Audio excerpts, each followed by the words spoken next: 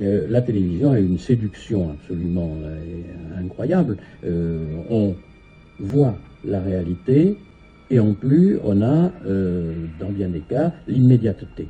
Alors, ce qui n'avait jamais existé jusqu'ici, c'est-à-dire que le téléspectateur ne peut absolument pas avoir l'impression d'être disons, propagandé, parce que autant dans le journal on pouvait se méfier, on en venait à se méfier de plus en plus de ce que le journaliste avait retravaillé, etc. La télévision, vous êtes au milieu du fait.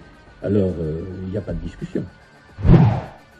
Quand on devenait chrétien, ou quand on devenait communiste, ou quand on devenait hitlérien, même si pouvait se dire c'est l'effet d'une propagande, on devenait quelque chose de différent.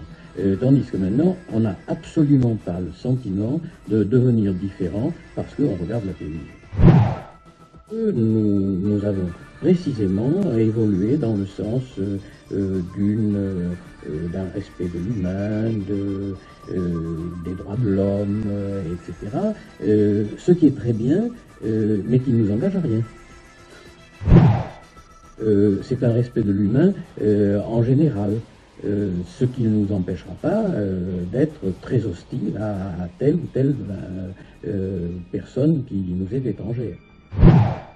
Une propagande de ce type ne réussit que s'il y a des gens qui peuvent canaliser les sentiments individuels en représentant vraiment le modèle même de ce que l'on veut être.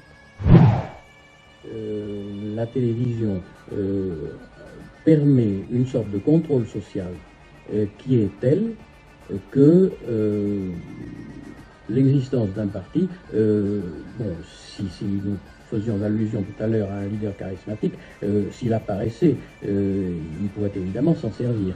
Mais c'est beaucoup moins important que cette espèce de contrôle social permanent.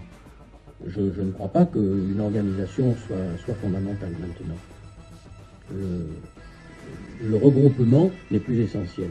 Le regroupement, il est fait par l'appareil.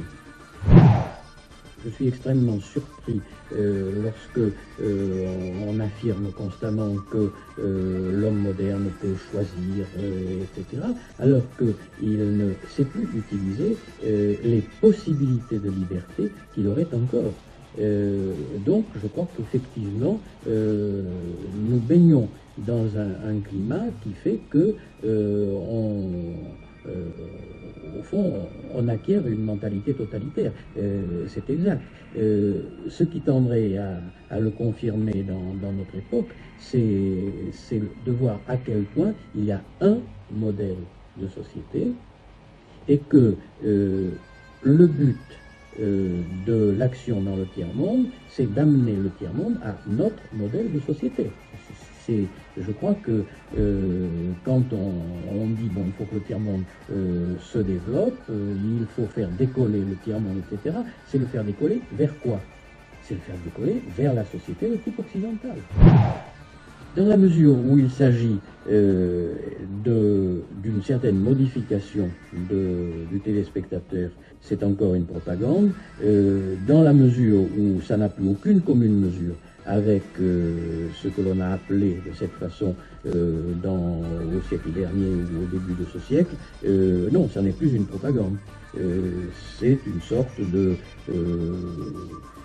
d'infusion, c'est une sorte de bain culturel permanent, et c'est ce qui me paraît, moi, très saisissant et très profond dans cette propagande, c'est sa relation à la publicité. On distinguera de moins en moins ce qui est action, mettons, gouvernementale ou discours gouvernemental, et puis discours du publicitaire. Autrefois, c'était très clair. D'un côté, il y avait la politique, de l'autre, il y avait le commerce. Maintenant, c'est parfaitement imbriqué.